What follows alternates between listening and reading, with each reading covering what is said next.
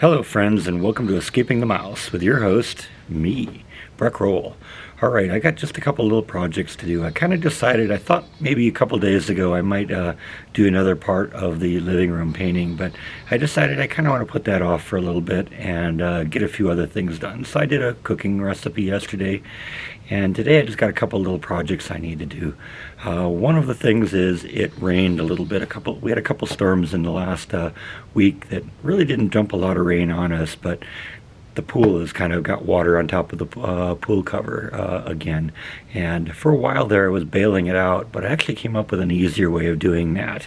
Turns out I can just use an extra garden hose that I have and set up a siphon and just siphon the water out. So I'm going to start off with that, and then I got a couple other little projects to do. Yeah, see what I mean? Now fortunately this time the water all seems to have gravitated towards this end of the pool, which is going to make this a little bit easier because it's actually kind of deep here. It looks like it's about 6 inches deep here. So I think what I'm going to do is this is kind of be the area I think where I focus the siphon. And that's what I'm going to do, is I'm going to siphon the water out. I've bailed it out a few times, and that's just kind of a pain in the neck, and you never really get all of it. And then as you start getting closer to the bottom, you get less and less each time. A siphon seems to work pretty well, and I've done it in the past, and it's pretty easy to set up. So we're going to do that. Now the concept of a siphon is it's all based on gravity. So what I want to do is I want to pump water from a higher level to a lower level. And as long as I have the weight of the water pulling down, going down further than I'm pulling it out of, gravity will kind of do things, and all you got to do is get the hose filled up with water. So what I've actually done is I'm going to use this green hose for the siphon, and I'm going to actually just turn on the hose from the spigot. I've attached it to my normal garden hose, and I'm just going to turn on the water until water starts coming out of that end of the hose, and then I'm going to keep that end of the hose higher than that end. And once I set this end in the deep end of the water there, gravity will start doing the rest and it'll all come out. I noticed I got a little friend hanging out at the feeder here. There was a whole herd of squirrels here this morning, and when I came out in the backyard initially, they were all very, very angry and all kind of took off into this tree here and started running away from me as much as they could. But obviously they're back. During the winter I kind of put food out a little bit for them. I don't put it out all the time because I want them to kind of remember how to, fend for themselves, but I put it out every once in a while as a treat. Now another one of the things I decided to do today is most of the leaves now are off the trees. You can see the trees in the front yard are getting pretty bare out there, and that's a good thing. That means all the leaves have fallen off now, which means I got out there today and mowed just to kind of clean up the front of the yard, because when all the leaves come off the tree, it gets to be a mess out there. And now that they're off, I have a choice. I can either go over them with a rake and try and rake them all off, or I run them over with the lawnmower, and it kind of mulches a lot of it, and I can use the lawnmower also to kind of shoot the leaves out towards the street. And once I get them out in the street, then I can rake them up and bag them up and get rid of them, and it's a lot easier to do that way. So I've done that both front and back. Got about 5 bags of leaf waste ready to go out to the landfill in a couple days, and I also decided I was going to fertilize the lawn. So I bought some fertilizer a couple weeks ago, and I did that also.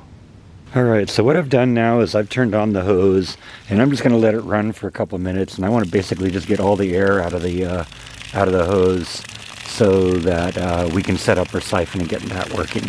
This is actually going to be the end of the hose that goes into the swimming pool.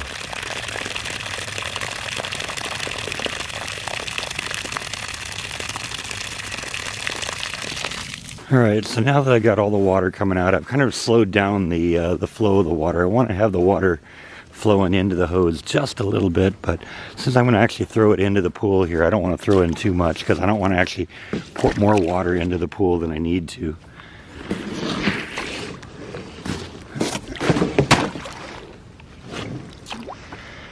And so now we got that kind of in a low spot there. trying to keep the leaves out of the way because eventually the leaves will get into the point where they plug up the hose. So I actually put it underneath the net there. So hopefully that'll kind of keep the leaves from getting too close. It's also going to kind of push the hose down to create a little gravity, which pushes the whole thing down, creates a deep spot there, which should help the whole area siphon out. Then all I have to do is disconnect the garden hose from the siphon hose, and gravity is doing the rest. All that water that's coming out now, that's coming out from my siphon. So it'll take an hour or two to probably pump all that water out, but you know what, it's a lot easier than going out and buying a pump or bailing. Now the next task I want to look at is this light. You may recall that when I was painting the room last week, I adjusted the height of the light in this can light, and also repainted this frame piece. But what I noticed when I put it in, it was a little bit hard to get it lit up, and now that time has gone by, it actually doesn't light up anymore. I'm flipping the light switch on and off, so I think that's just a simple adjustment in there. I think there's a little lever thing that just isn't making contact with the center of the bulb. So I'm just going to get in there with a screwdriver or a pair of needle nose pliers or something, and I'm going to see if I can bend that outward a little bit so it makes contact with the light bulb. So that means I got to take the bulb and that framework out just to get out of the way. Now this is actually the business end of the light bulb. And what needs to happen is there's usually an aluminum piece that that's threaded that connects up with this, and then there's a little piece in the middle that makes contact with this little tab in the middle. And as long as both contacts are being made electrically, you turn on the electricity flows from one end through the other, and you got light. Now the problem happens when you don't end up making contact. Sorry, I can't get this thing to focus for me.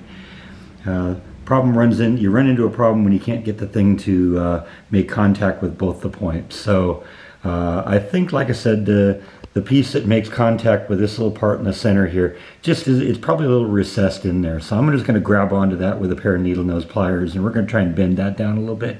That'll probably fix it. If not, then we'll dig a little deeper.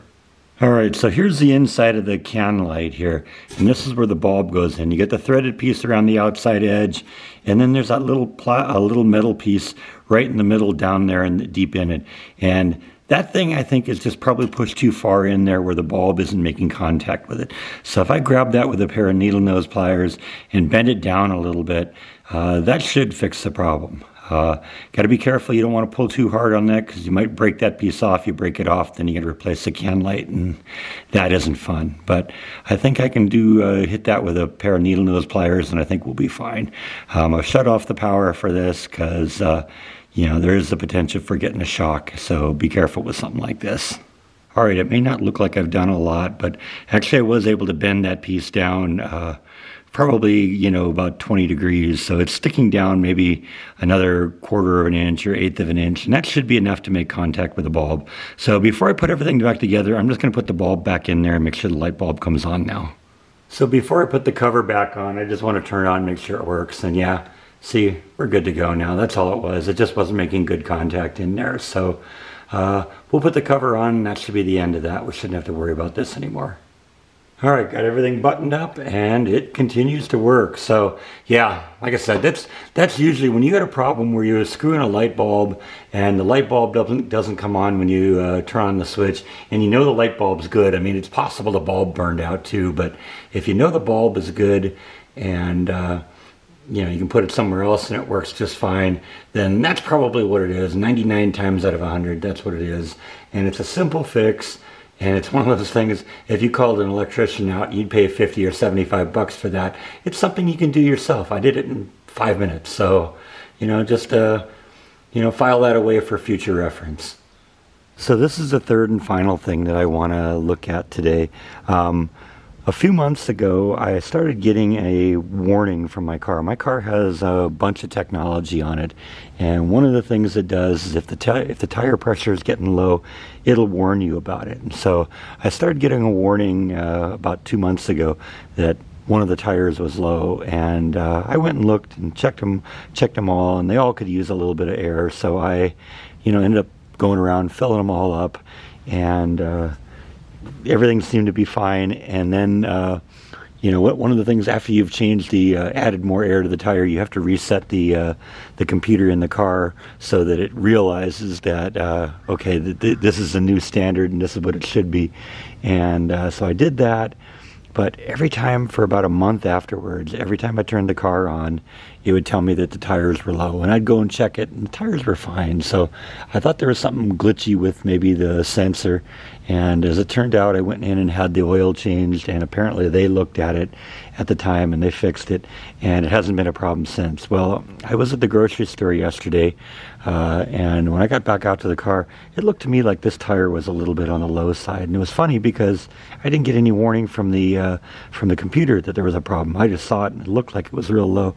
And I mean, you know, it's really low. So I'm going to look into this. Maybe it's possible I picked up a nail or something. So I'm going to take this tire off and we'll fill it up and look at it and see if we get any nails in it or something like that. And if that's the case, then we'll just go have that we'll go out and get that fixed today. So I've pulled the hubcap off, and I'm going to loosen all the lug nuts right now before I actually lift the thing off the ground, just because it's a little easier to do it when it's on the ground. You got kind of gravity working in your favor here. If you try and do it once you get the tire off the ground, then what ends up happening is you end up spinning the tire instead of spinning the nut. So you loosen them a little bit before you lift it, and then we'll just use the jack and we'll jack everything up here.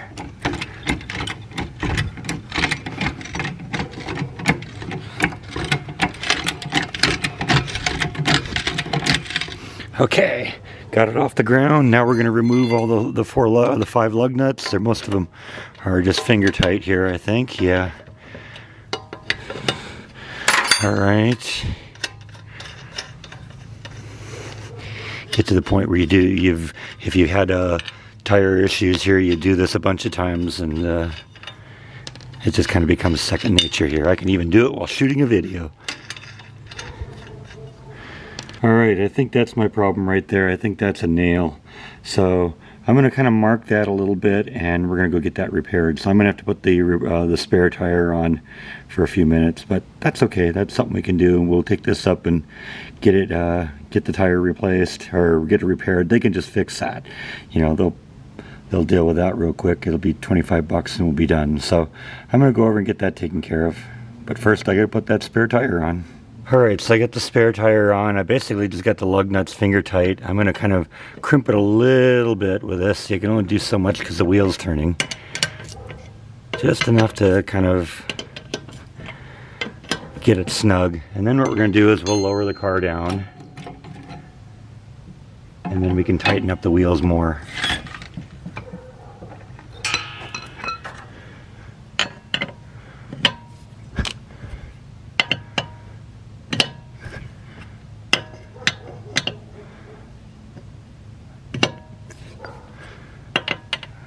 Do that one a little bit more. I think I can give that one a little bit more oomph. And then I'm going to put the camera down and I'm going to do it for real, because this one-handed nonsense while you're holding the camera, that's not the way you do it.